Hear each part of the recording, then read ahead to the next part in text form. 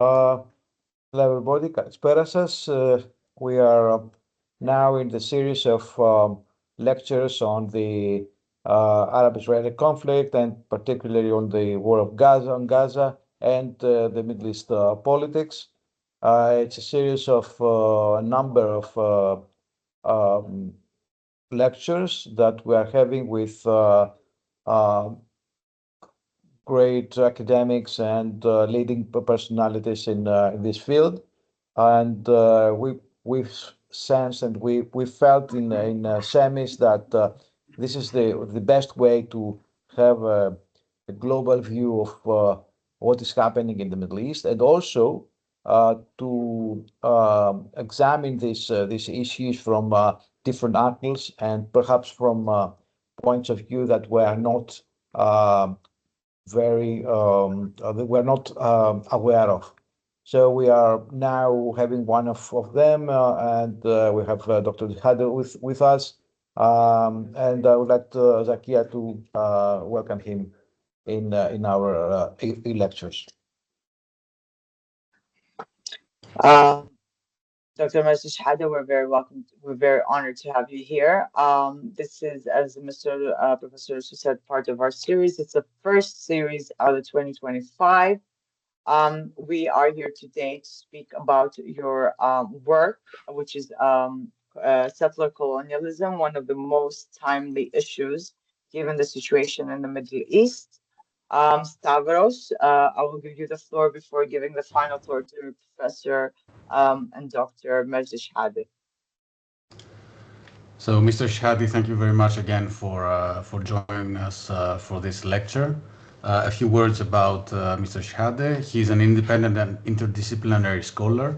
His research is focused on modernity, race, violence, mobility, settler colonial studies, indigenous studies, the politics and anthropology of knowledge, and decolonial thought. His research on the social, cultural, political, and economic history of Palestine is informed by these frameworks and the work of Ibn Khaldun. Among his publications, there is Not Just a Soccer Game, Colonialism and Conflict Among Palestinians in Israel from 2011. And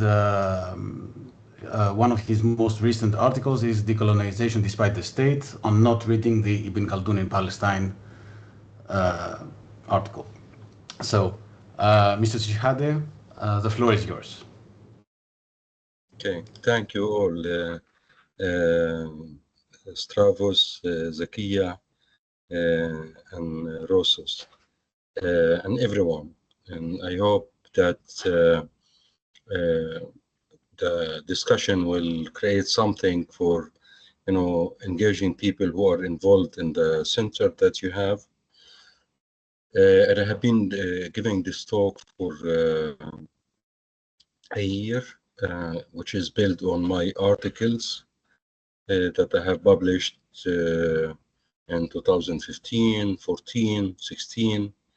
Around one article was called The Place of Israel in Asia, and the other article was The Place of Global Israel. Around two things. I mean, the title of the talk is Settler Colonialism, Ruptures and Connections, Israel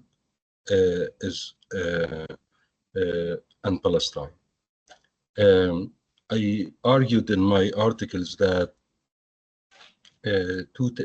one important thing is that Palestine historically,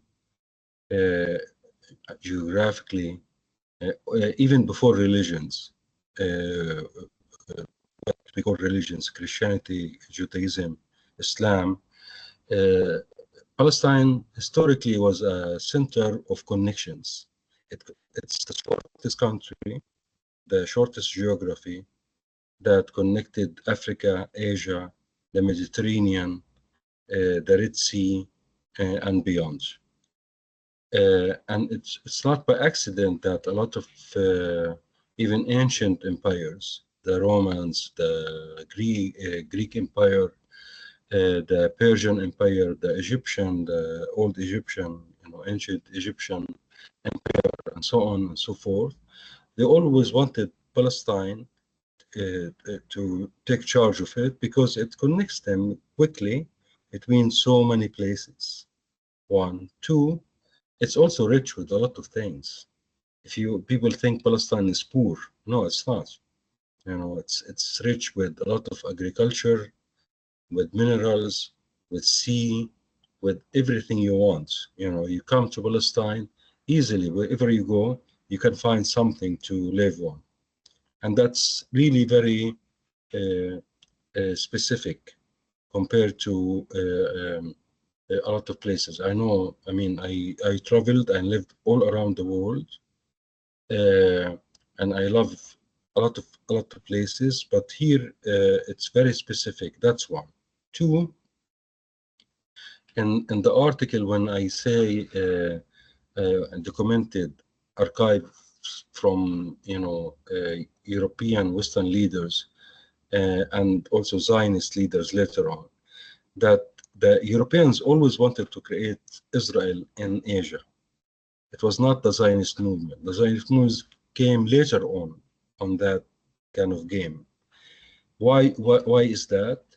If we read the and others who wrote about the invention of Europe, like how Europe was named and how the identity of Europe was kind of like framed, we can read clearly that the Europeans, like personals, when people say, you have Edward Said in recently, and compared to that, talking about like othering other people. Like if you have an identity, you have to create someone else in your for your identity as a group, as a people.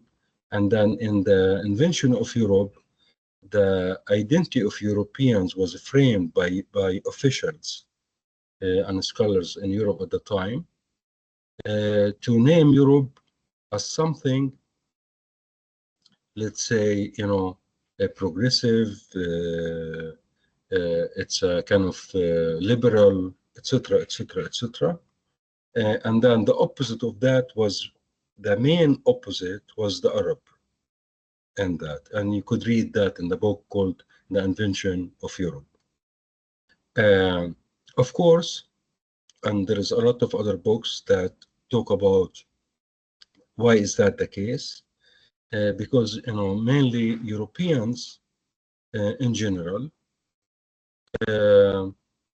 historically order knowledge was based on Arab knowledge, philosophy and science and social science and humanities and everything. And so the only way for them to kind of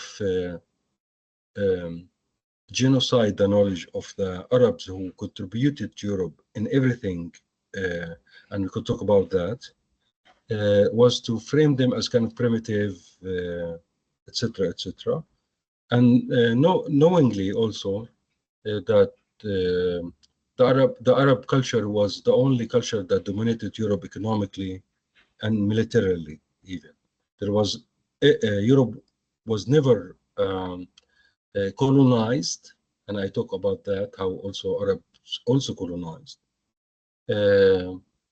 Europe was never colonized except by the Europeans, colonized directly militarily in what we call in the past what's called Andalusia and beyond, Spain, Portugal, etc., but also colonized them economically. Almost everything economically came to Europe was through the Arab trade system, in addition to the knowledge, etc., etc. So that's one thing. So Palestine was the only place that Europeans wanted to use as a way to go after the Arabs, because they know that it's very kind of central, as I talked in the past and earlier. The only place that really could connect you to places, connects to Lebanon, Syria, Jordan, Egypt, the Red Sea, the Mediterranean, and Indian Ocean, etc., etc. That's one.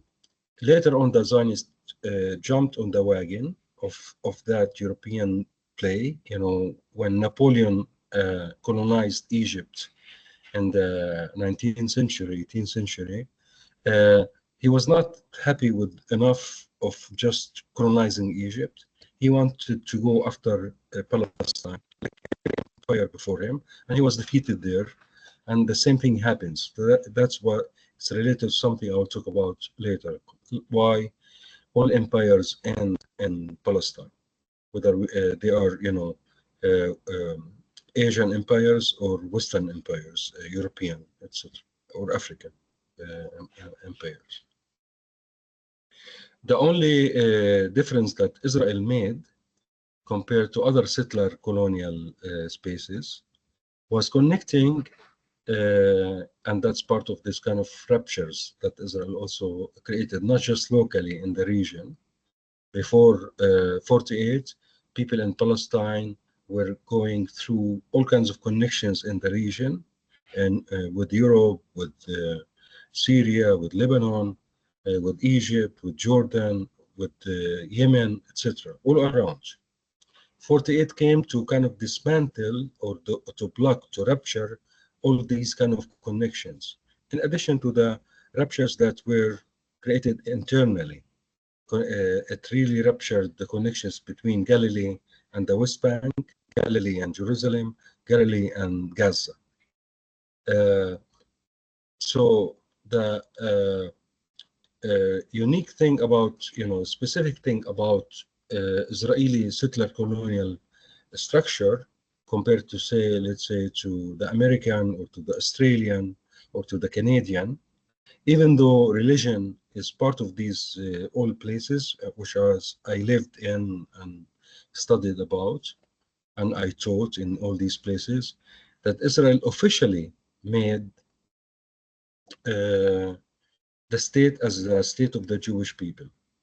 And by doing that, it really a state for Jewish people wherever they existed. By doing that, I argued, and I published about that, is that it implicated all Jews everywhere. So if you are Jewish in the US or in Europe or in Canada or in Australia, wherever you are, you have to take a position, because this state is in your name as a Jew, is doing all kinds of things: wars, ethnic cleansing, genocide, non-stop. So you have to take a position. Either you are with that kind of system, that structure, or you are against it, or you cannot be neutral. And I worked with a lot of groups, different places in Europe, in the US, and different places. You cannot take kind of neutral position. You have to say, yes, I'm with Israel, or I'm against Israel and its kind of genocidal settler colonial structure. Also, and this is also another kind of aspect of that, kind of unique, specific to the Israeli settler colonial state, Israel deported many Palestinians. Most of the Palestinians live outside of Palestine. They in the region, in Syria, in Lebanon, in Jordan, in Egypt, and different places, but also in Europe, in the US, and Australia, and all around.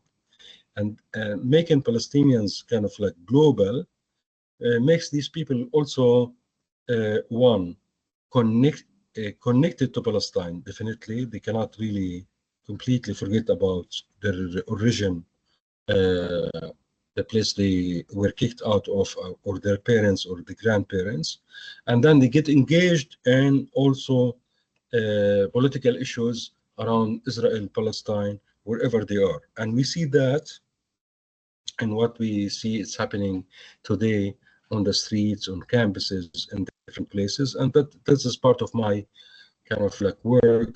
In addition to academic work, I was also involved in creating student networks, academic networks, to think about, you know, the role of academia, the role of students, and also cultural workers, about what is our role when we see injustice, not just in Palestine. In my case, I connected that to, in the US, to Native Americans, to Hispanics, to who are also could be. When I was in California, I lived in California for 10 years teaching. California was also colonized by the US. How to connect our kind of common issues, but also connecting Palestine, the Palestinian case, not just about Palestine as a state, about the right for housing, the right for mobility. Like, we cannot really easily be mobile in Palestine. Migrants could be connected to our case because they cannot cross borders. And in our case, it's not possible to even cross so simply or easily between Galilee. I grew up, I was born, I grew up in Galilee, to move easily to the West Bank or to Gaza. I always wanted to go to Gaza. I never managed to go to Gaza.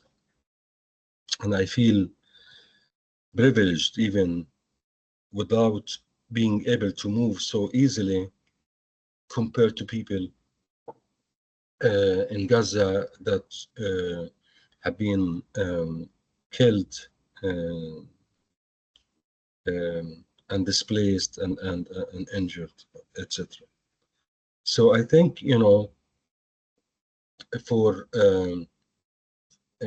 for the last kind of last thoughts that I have, I think, and this is very important too, because also we shouldn't flatten Palestine as everything is the same, because I left the I mean, I could live in Europe or in the US or anywhere else, but I left it to come back to Palestine to contribute to the community in any way I can, not thinking about my economic interest as a person,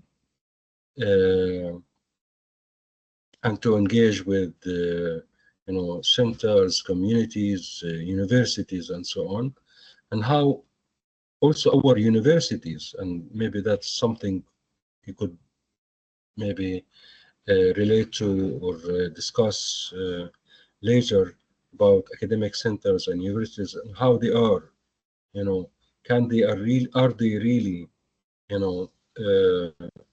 something for the community around them, or are they really taking advantage, like let's say in the case of Palestine in the West Bank, taking advantage of what happens to Palestine to bring more aid and support from abroad, without really thinking about the educational system itself that was central to colonization. And I wrote about that one time in that article on Not Reading Ibn Khaldun in Palestine.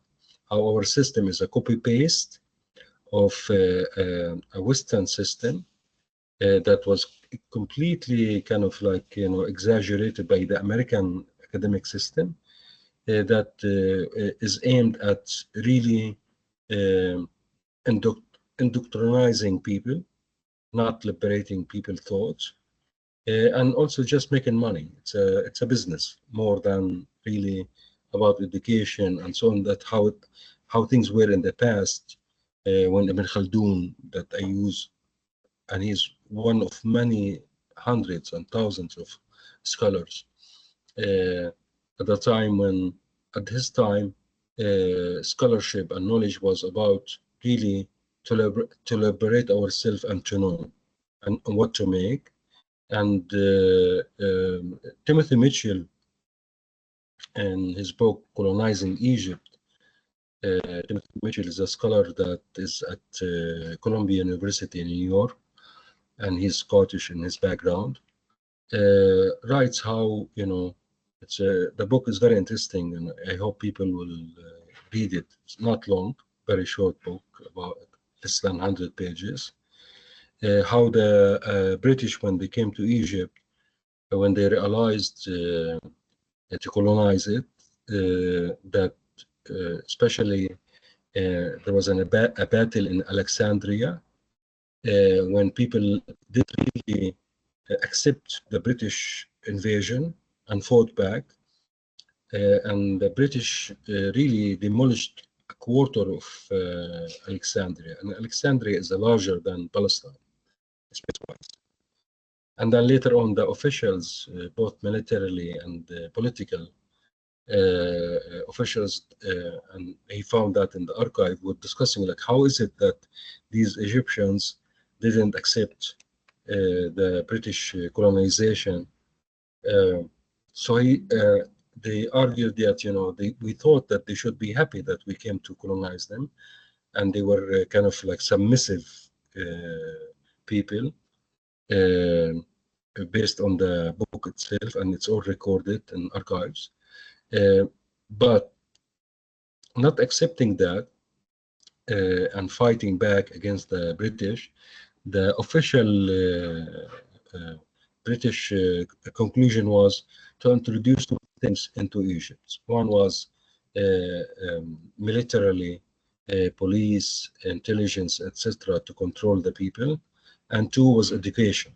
How the educational system in Egypt was made to was lecturing, exams, and make in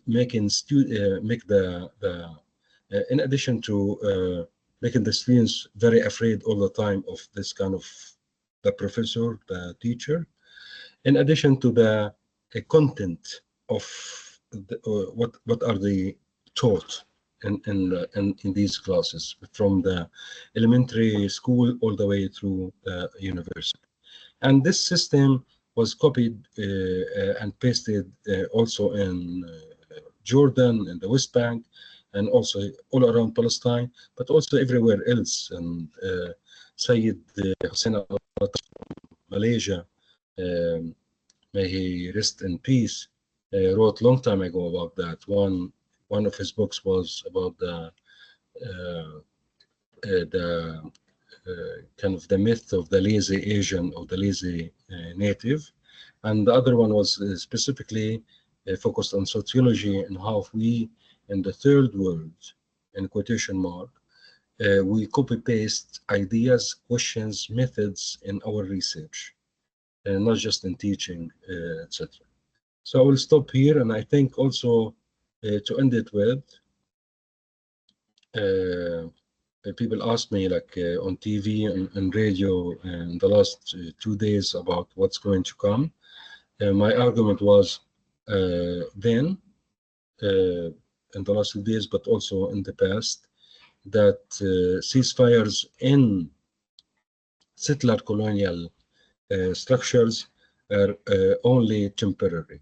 So Israel will use this time for all kinds of reasons, with agreements with the US, with Europeans, conditions internally, being tired of also, because it takes a lot to kill so many people and advance in the region, that it's temporary, and things will come back to happen again, whether it's in Gaza, in the West Bank, in 48, in Lebanon, in Syria, all around, it will come back again. Because settler colonialism, it's always about, you know, like the sea, it's about expansion. When things are possible, you take advantage of some event, or you take advantage of weakness in the system. And finally, that Israeli wars are always, like I said, you know, Israel was put here by the Europeans on purpose against the region. So what will happen in the region, it's a global war between the US, as I talked about more than a year ago, US and NATO and the Europeans, European Union, not all countries in the same intensity, but also it's a way against Russia, against China, but also against this region that really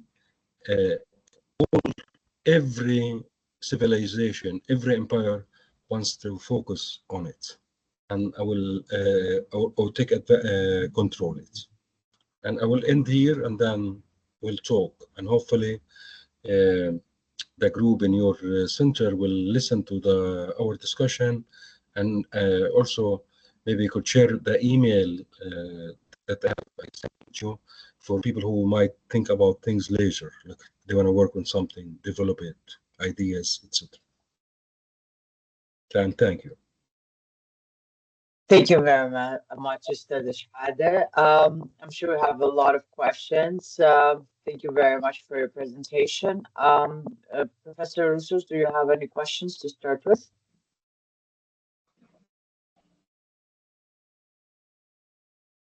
You're on mute, Right. Mr. Okay, right. Right.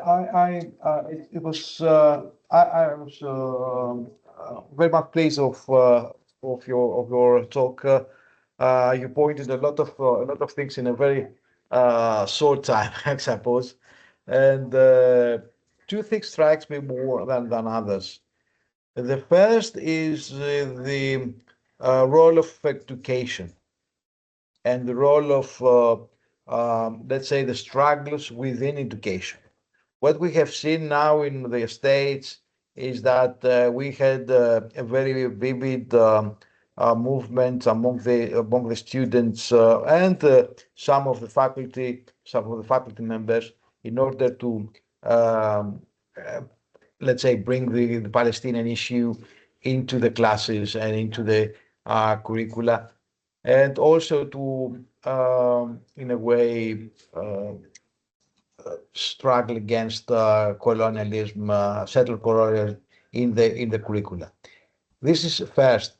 Second is that we have seen in polls um, that very recent polls in the United States, that among the teenagers, um, ages from 15 to 18, the American Jewish teenagers, I mean, they have we have seen a certain support for anti-colonial, let's say, struggles.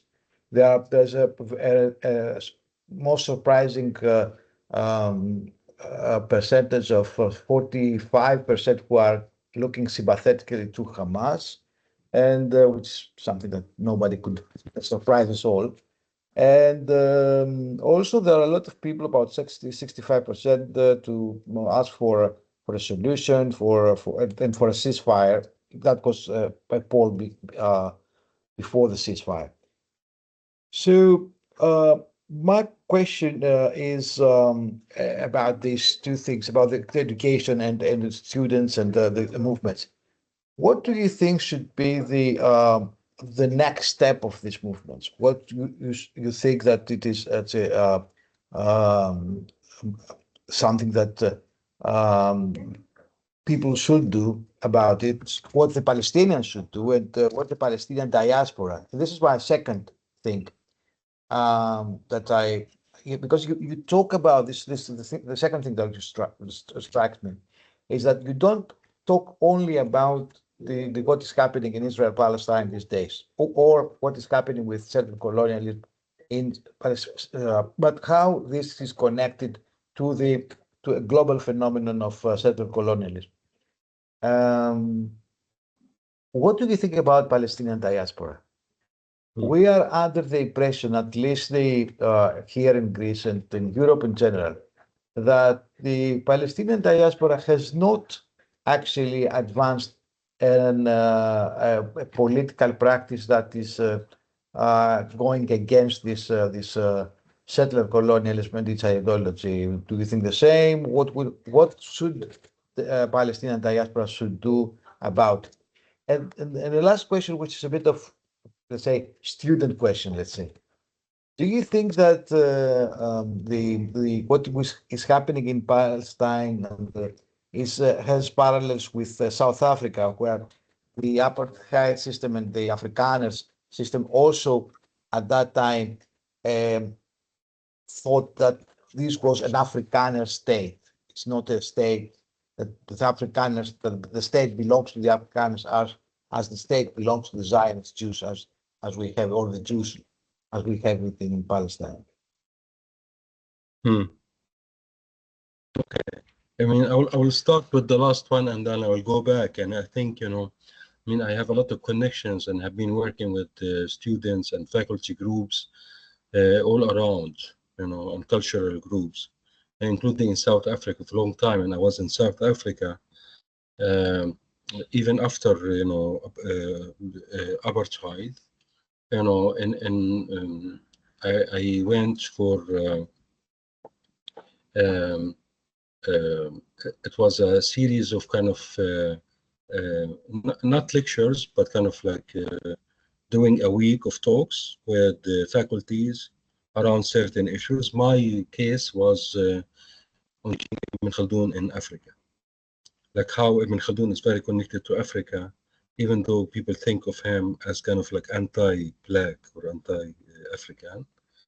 And also how it's related to also how we think of Ibn Khaldun and his writing even in the Arab region, because we, even though we know Arabic, reading through Orientalist prism makes you not understand his ideas. And I wrote about him articles, books, everything. I use even his research method. So in South Africa, when I was taken from the airport and went to be taken to the campus, for a week of talks, and I asked the taxi driver, how is it going, after apartheid? And then the driver said, where are you from? I said, I'm from Palestine. He said, you should understand, if you're from Palestine, what's happening. So I told him, tell me more, because I hear this and I hear that and I read all of that. He said, they still own the land. Europeans still own the land. 72% of the land in South Africa is still owned by Europeans. The education system is mainly run by Europeans. The economic system is mainly run by Europeans. Okay, you have an African black president, etc., but the system still works against the majority of people. Didn't really do justice to the people who were displaced. Their land is taken away from them, and that is related to Palestine. We could have, one state for Jews and Christians and Muslims and all of that in Palestine, but our land was taken away. Most of the land in Palestine was stolen by force. Was not bought. The same thing in South Africa. Most of the Zionist movement managed to maybe buy maximum 5% until 48, and after that it was all taken by force. Over 90% of the land was taken by force, from people who really lived on it. My grandparents worked in the land, cultivated it for generations and centuries. So the land should be taken back, given back to the locals.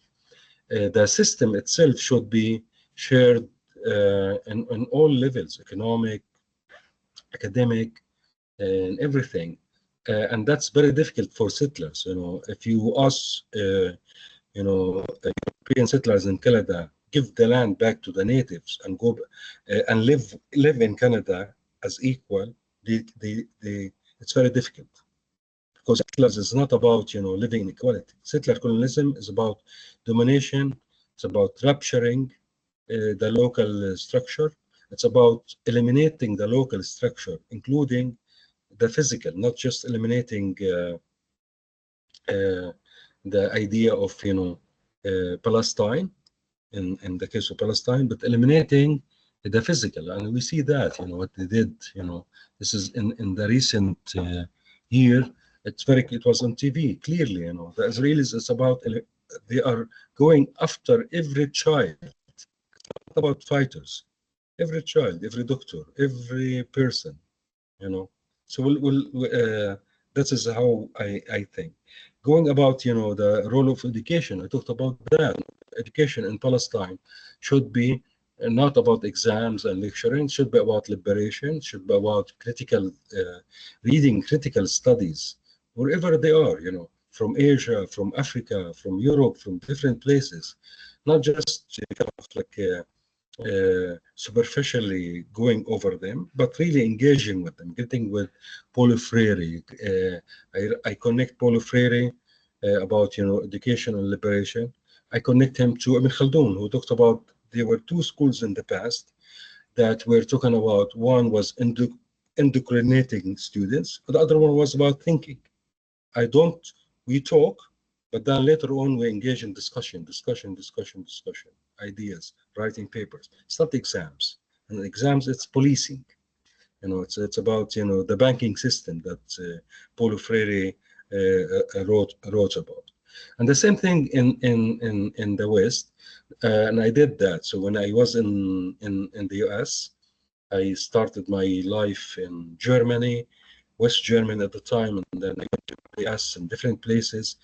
And when I was in Seattle, I started and all the way through creating groups, but also groups that were connecting to local issues. I cannot talk about Palestine. One group I created in Seattle, we called it Hayat, life, without connecting the meaning of life for Palestine and Palestinians to the meaning of life for everyone in Seattle, in Washington.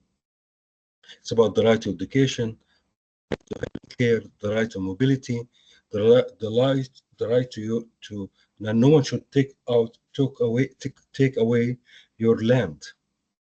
And so I connected Native Americans, African Americans, Asian Americans, Latinos, all kinds of groups, and even kind of Caucasian people, who, including Amnesty International, who was at that time not involved in Palestine. They were doing everything everywhere else except Palestine, but now they got involved to think about, as a students, what should we do on campus? Okay, I am a student, but I should be also involved. I should connect with faculty who get attacked by the system. I should connect with the workers who work on the restaurant on campus, who the university is really misusing their labor, and join them in our fight. So we connected all around all kinds of things, and then later on I started US ACTI, the US Campaign for Academic and Cultural Boycott of Israel, and I did the first resolution in the American Studies Association, connected Palestine to the US. It's very related. Things should be related, and it's not about being political or kind of like activist and all of that. No, it's very scholarly and very humanist.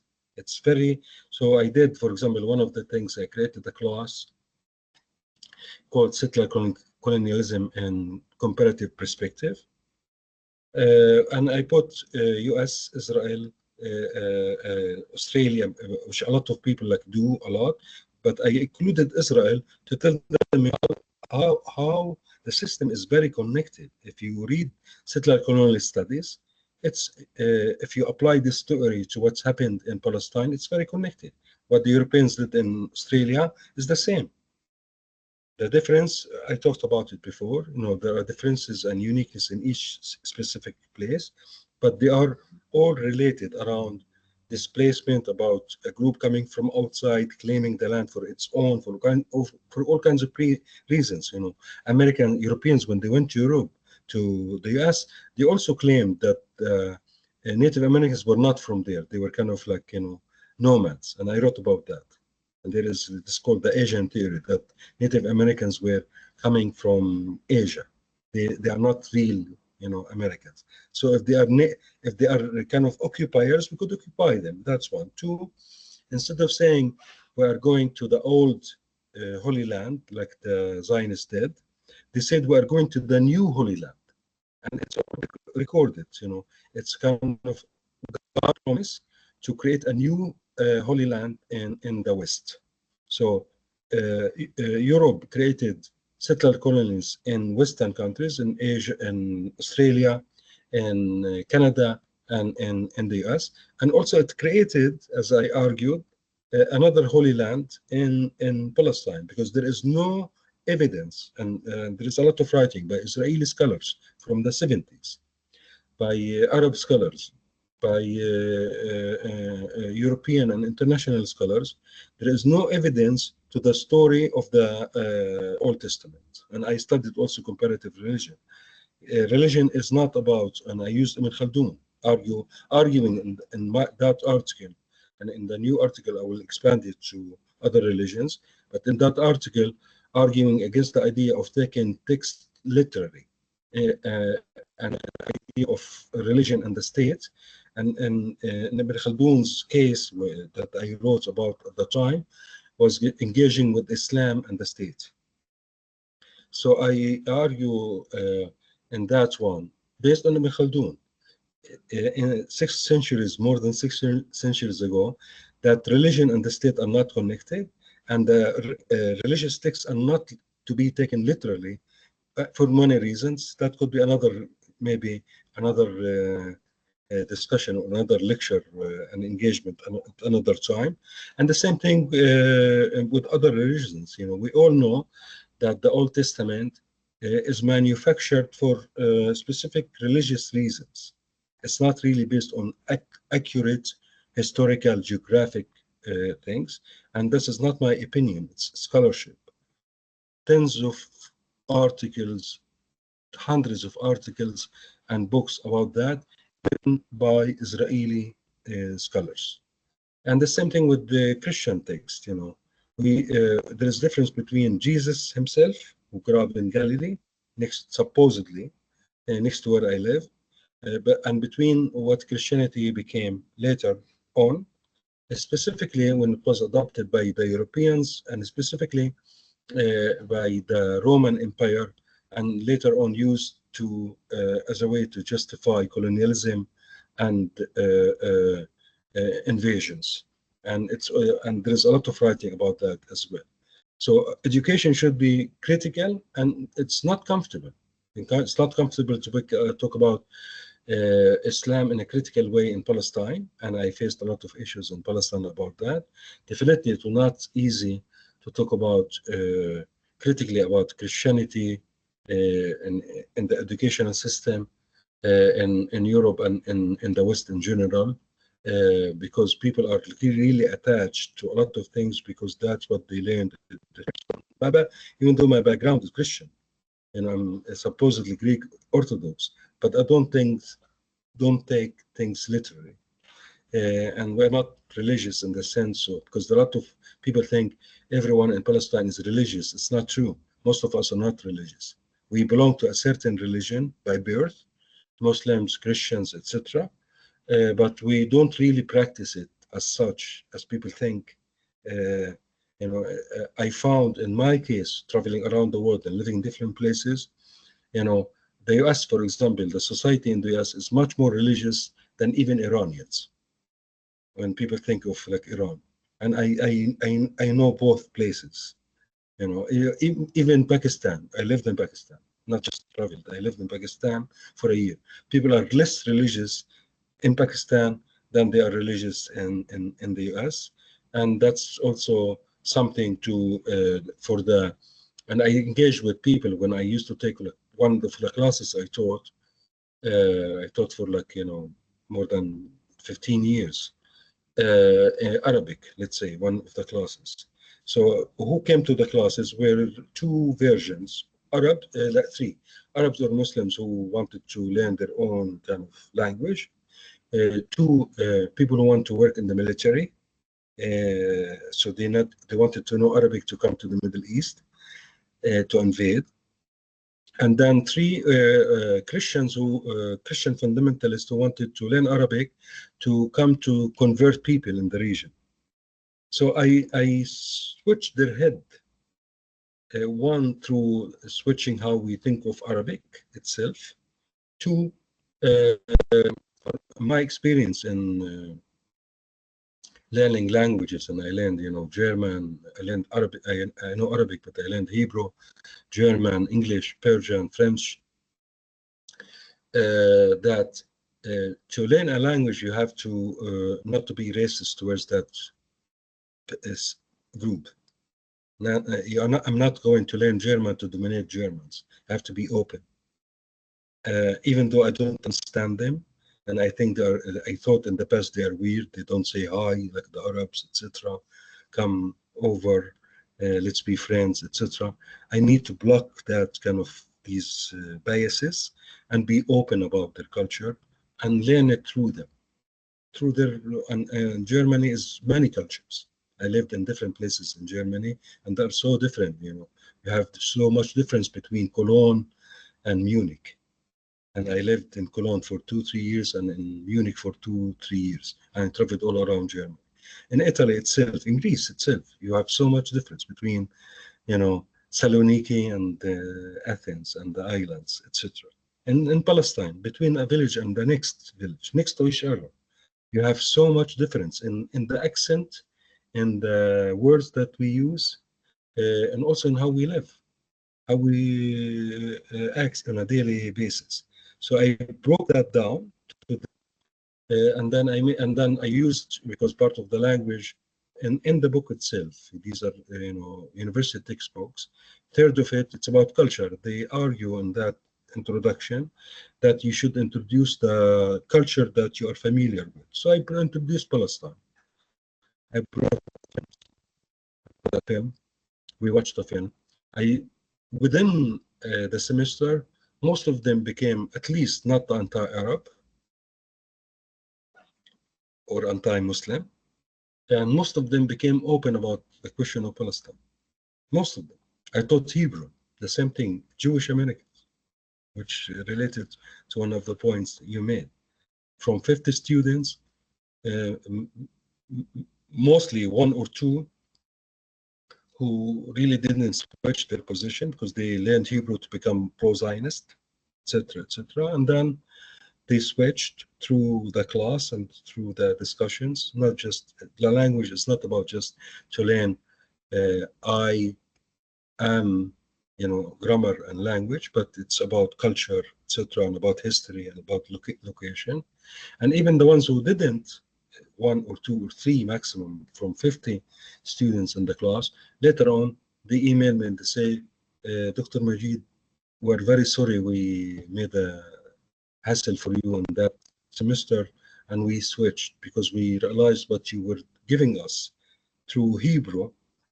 You are giving us also the racist history of Israel and the whole fabrication of these, Hebrew books about, the IDF, the Israeli military, that's called, Israeli Defense Forces, and it's very funny how they call it.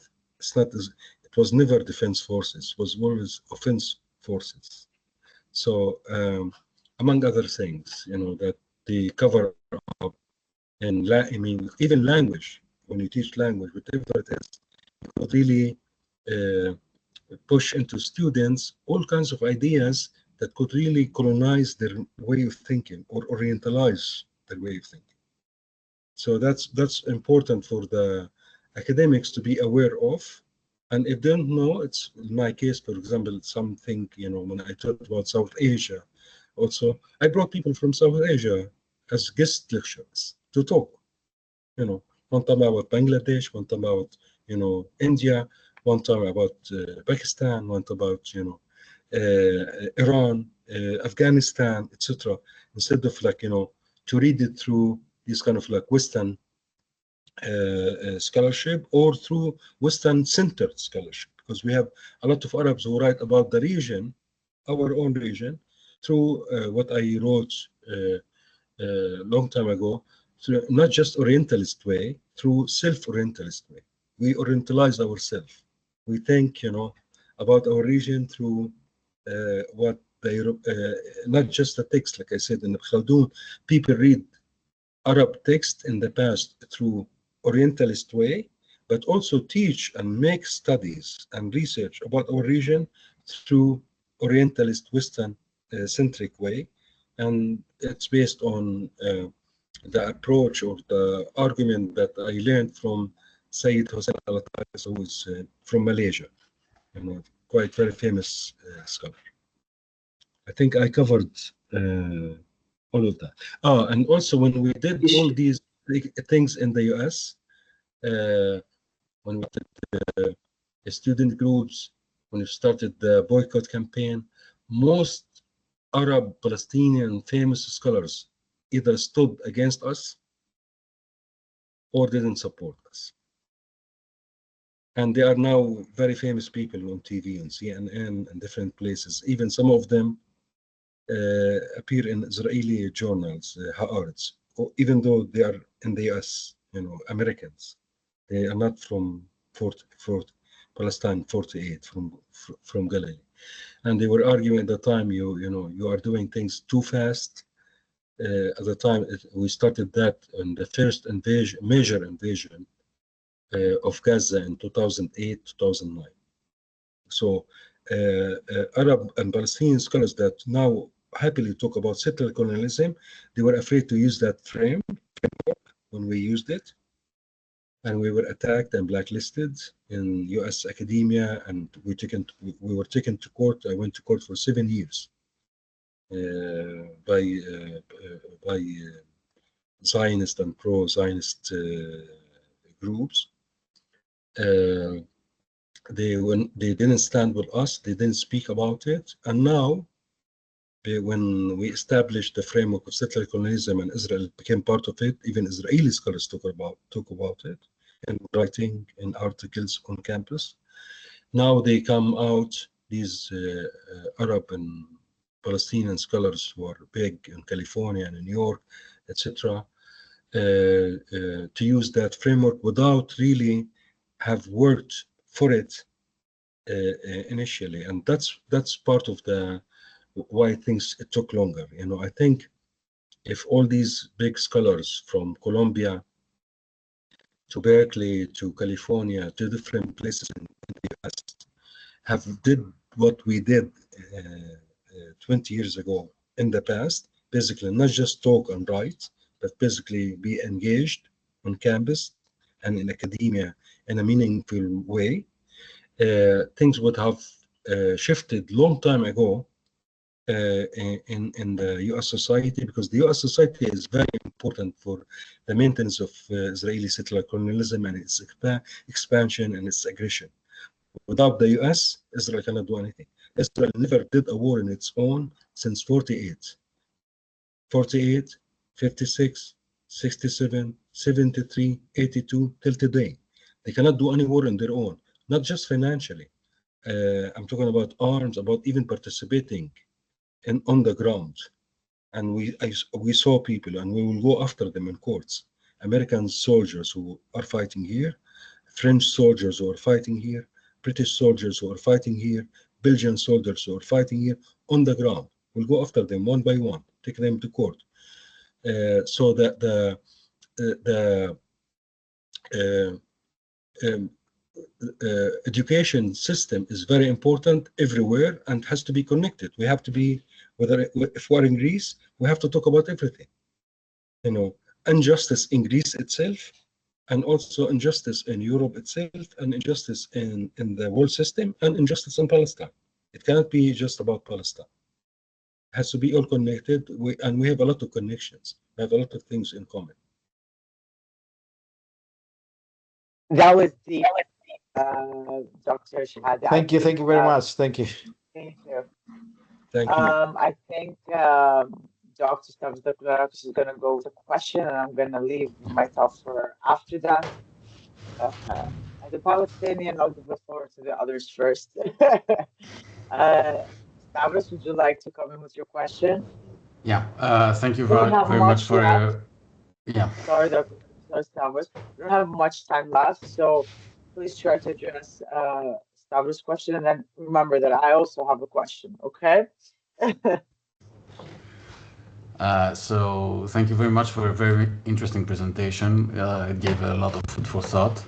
I would like very much to hear more about the theoretical construct of settler colonialism, because it reminded me of Gramscian thought, control through physical force and subconscious consensus.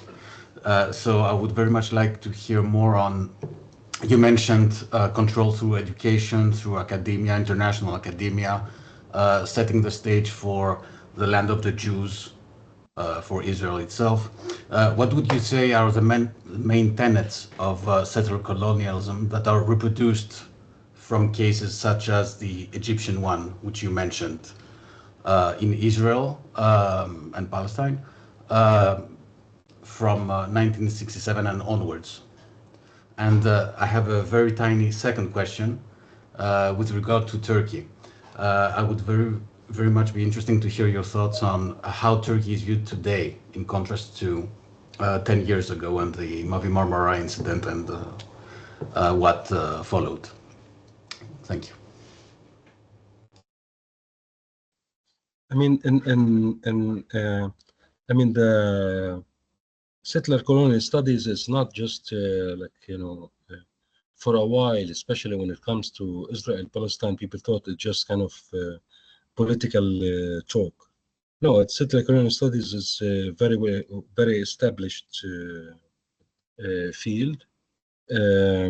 And definitely it's connected to a lot of things, and that's part of also what I do. Like I connect that also to the psychology of the oppressed, and I connect that in my article on decolonizing the study in a chapter in a book by Noor Masalha on decolonizing the study of Palestine. And my argument that I think there is, in colonial studies, comparative studies, the difference between, let's say, French, British, Dutch, etc., and how they are different. They have something in common, but they are different. But also, there is less. I argue there is less studies of comparative settler colonial studies. The difference between, let's say, the Australian case, the Canadian state case, the Israeli case, but also there is also lack of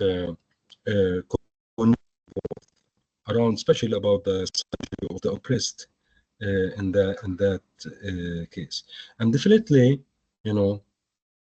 Gramsci, settler colonial studies or colonial studies, you could use all kinds of theories. Gramsci is very important in cultural studies. I use that.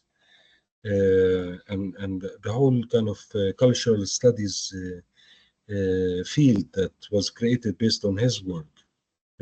I used Michael Williams, who among the originators in the British Academy, who kind of initiated this kind of field of cultural studies, like culture, because Marx was, focused only on kind of materialist study of history, not thinking of other aspects of what affect us as humans. And Gramsci said, no, I think there is something else that affects us, which is culture, and how these kind of elite could affect people and make them really do things that are against their own interest as workers or as poor people, etc. And and even Marx himself, I connect with that. So I think this is something, everything could be involved. Gramsci could be part of that studies of settler colonialism and its impact on the culture way of thinking. How we, for example, we see, for example, in Palestine, a lot of Palestinians feel it's not just, about labor and class. And this is also, there's a lot of lacking in the Palestine studies because of the intensity of the what's happening. There is also lack of kind of analyzing how we behave as a society, what we do, the impacts on our own daily behavior. And I wrote about that, our internal violence, our economic behavior, our cultural behavior, and how we sometimes disconnect from our cause. And, Foucault wrote about that, and I wrote about that. Ibn Khaldun wrote about that. So it's all connected. So I think in settler colonial studies, you could bring in Marxist and new Marxist scholarship because it's all connected. And also studies of race, colonialism, culture, everything you want, because life is not that, it's not like linear, it's not like one thing. It's settler societies have so many economic, social, anthropological, political, economic, psychological issues, and the same thing the colonized. So all the fields could be connected. It depends on how you approach it and how you analyze it. And in the case of Turkey today, I think Turkey, one of the when it originated as Turkey, because before that was the Ottoman Empire, and had conflicts with Europeans and also with the Arabs. To be honest, people think Turkey, the Ottoman Empire was only in conflict with the Europeans. It's not true. There were conflicts with Egyptians and Syrians and Palestinians and a lot of places. And in all empires you have like different people who come in and they want to push certain things. Anyway, the Ottoman Empire was defeated in World War I. Turkey became a state, and Ataturk at the time wanted to kind of create this kind of like version of a European country that's kind of like secular, not Islamic, unrelated to Arabs, unrelated to Muslims, etc., etc. And it became kind of part of NATO and part of Europe, but its identity be part of these, like I said when I talked about the invention of Europe, the invention of Turkey, the invention of Europe was based on anti-Arab mainly, and there are books about it. The invention of Europe by Delante is one of them. The invention of Turkey was based on anti-Greek and anti-Arab. The concept of the state itself now comes later on and became part of NATO, etc., etc. Had all of that. Now, in the last 20 more years since this kind of like Islamic takeover of political Islam, taken over of Erdogan and his kind of background and movement, they want to create kind of new Ottomanist. But it doesn't really change very much. I argue on one article that the seculars and religious groups, not just in Turkey, they are like a mirror of the same, the two sides of the same coin. So he's definitely, and we see that it's not just like his engagement in Syria and Iraq, etc., but also he is engaged in Libya. So one of the students at the Palestinian University where I used to teach wanted to do a thesis on Turkey during the Erdogan era, and the argument was that the leadership in Turkey loves Syria and so on, but they are engaged there because of the threat of the Kurdish groups. I said, okay, what are they doing in Libya? There are no Kurds in Libya. Like, why are they on the ground with military bases in Libya? They want to create this new Ottoman hegemony. They think they can be a hegemony in the region because they cannot be a hegemony in Europe or in the West in general. The only way for them to be a hegemony, and that's the same thing, competition with other countries in the region. They all compete about who is the most dominant in the region, but not to think about liberation in the country, economic, etc., etc., etc., and about cooperating, and about also connecting with countries in the global south. In the 50s and 60s, there was a movement in the region that wanted to connect with Africa, Asia, South Europe, and many people really fought with South European countries who really faced fascism, Greece and Spain and Portugal, different places. And people, groups, themselves went to Europe to fight against fascism in Spain and in Greece, and in Portugal, and. Today, that shifted, and everyone is kind of like got kind of closed, in their own space. But hopefully, this kind of uh, continuous genocide in Gaza and in Palestine in general, because I don't think it will end as people think, and it will continue in the West Bank, especially Area C, and then it will continue in region Lebanon, Syria, etc., etc. I hope it will really cultivate a new form of connecting theory without being blocked, being restricted. I could be Marxist, but I could be neo-Marxist, I could be critical Marxist, but I could also engage these stories with settler colonial studies, with colonial studies, with race studies, but also I could connect that. We could connect that to issues that are important everywhere: housing in Greece, economic policies that are imposed by the structure in Europe itself and the globe that really harms a lot of people in Greece, or in Italy, or in Spain, or in Palestine, everywhere. And there are a lot of things in common than people think. There are few people, small percentage everywhere that have in common, which is basically domination and exploitation. And the rest of the people want just to live. They want housing, they want education, they want to be able to read, to write, to live, to walk, to plant, to just walk on the beach in Gaza without being hunted, to plant an olive tree without being dismantled by the state. And I don't know how could people think that cutting this kind of uprooting olive trees in the West Bank and everywhere else is human.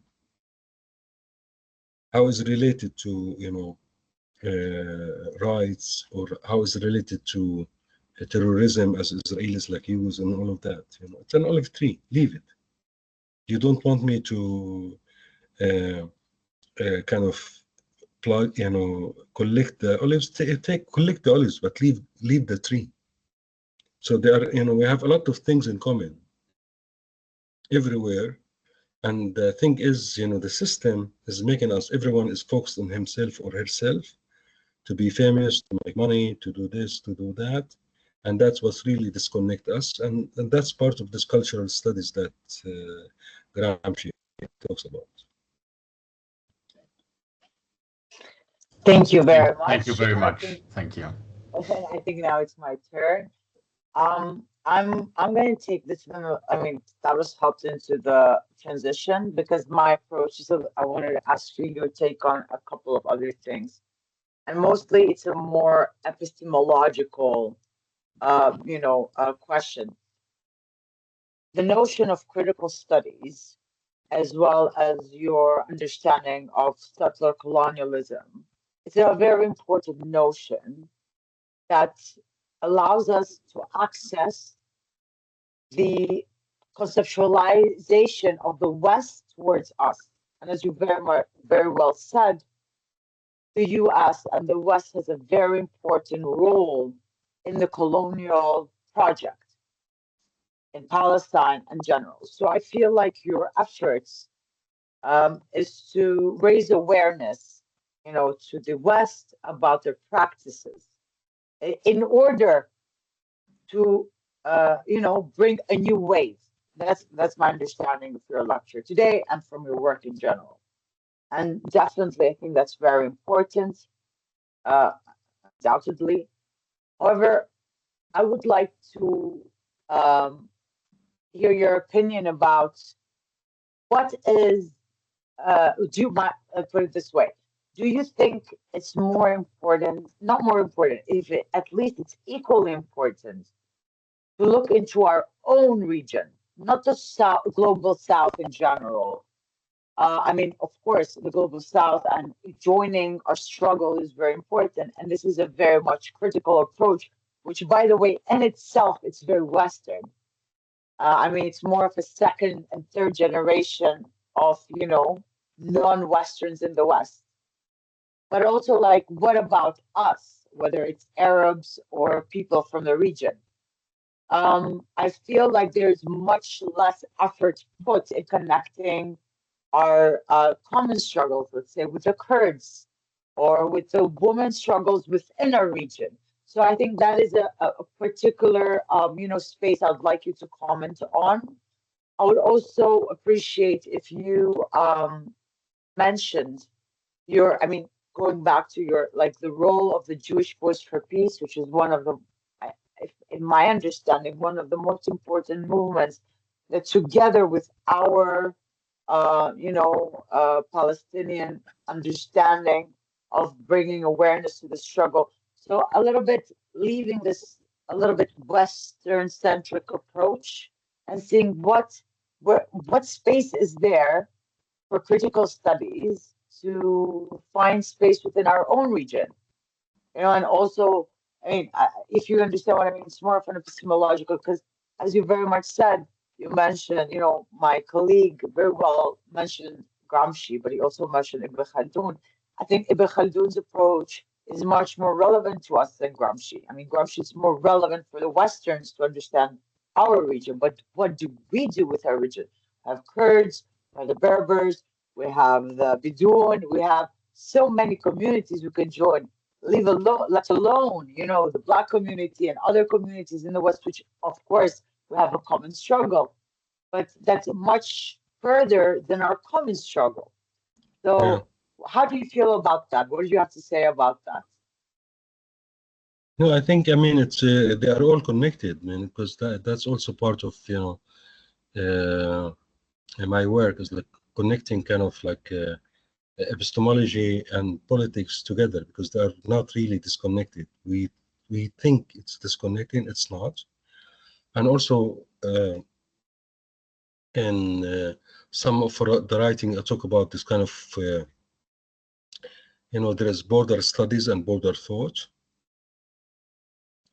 which basically looks at being critical of the colonial Western structure, at the same time being critical of our own issues internally, our injustices within our own societies, our own region.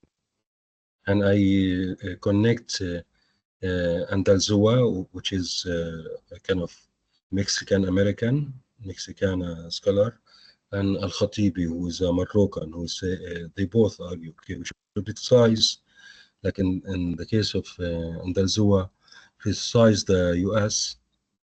Because California was taken over from Mexico by the U.S.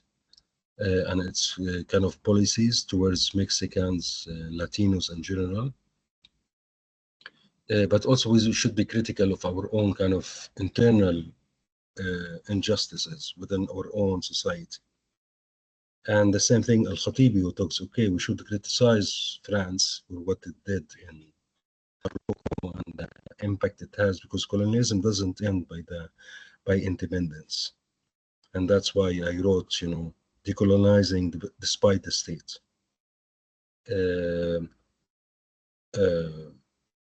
But we need to think about our own also issues internally, and of course I like to engage with the critical scholarship from our region. That's what I mean. I cannot read so many because Ibn Khaldun himself, I have read him, his work more than 20 times for over 20 years, and every time there's something new in it. Just one person, and there is a lot. And I think everyone could do something with someone else, because you cannot, So that's part of, in a book that came out a year ago, knowledge. It's the book called.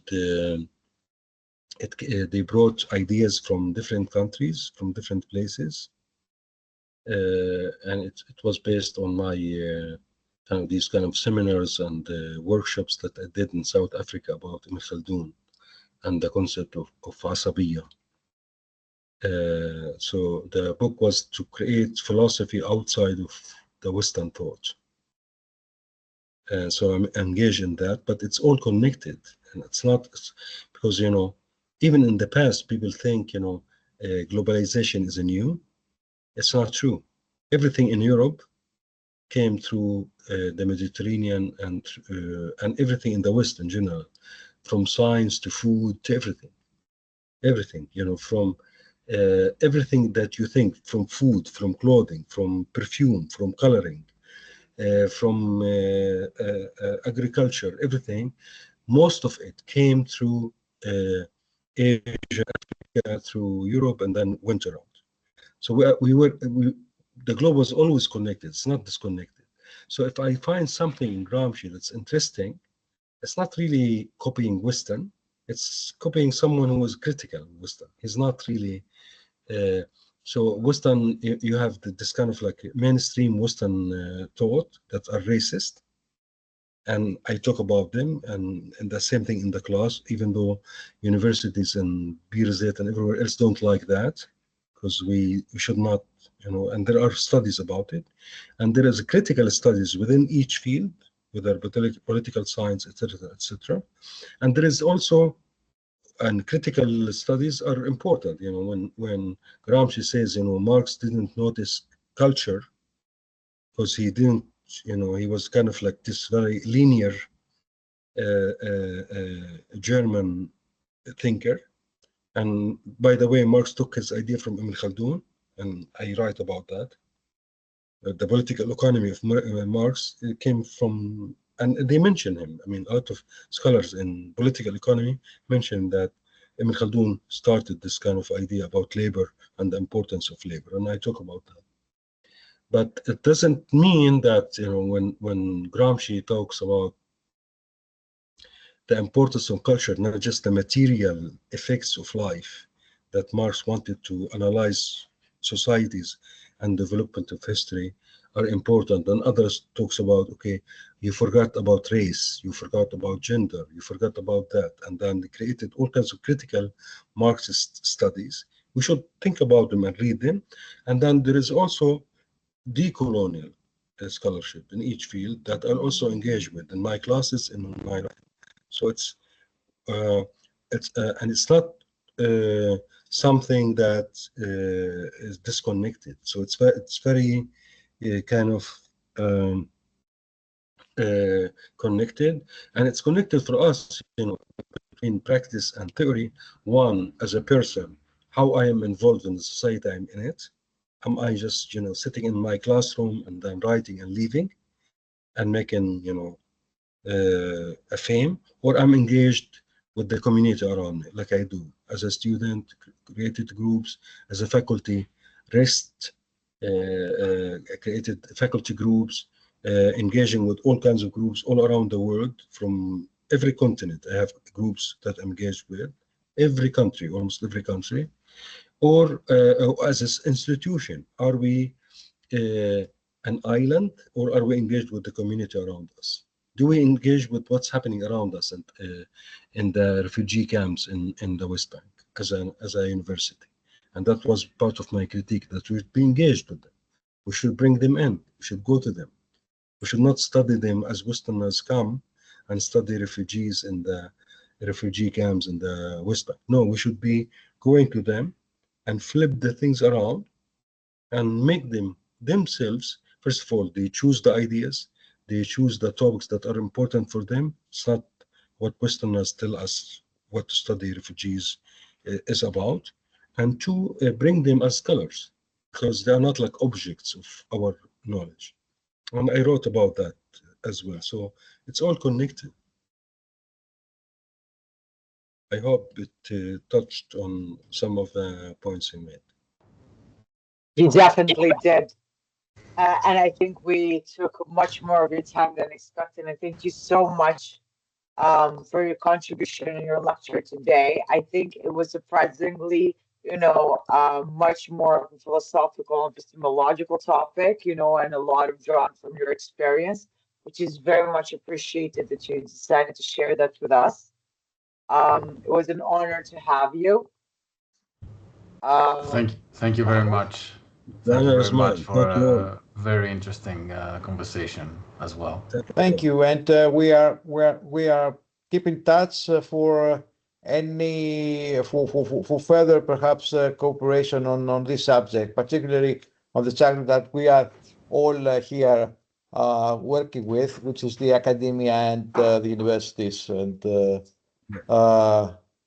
Thank you. particularly for those as Zakia who are teaching now cultures and things like that, and Arab cultures and languages that are much more relevant to have this in mind. Thank you very much. Thank you all. Thank you. Bye-bye. Thank you. Thank you. Thanks. Thank you. Have a pleasant evening. Thank you. You too.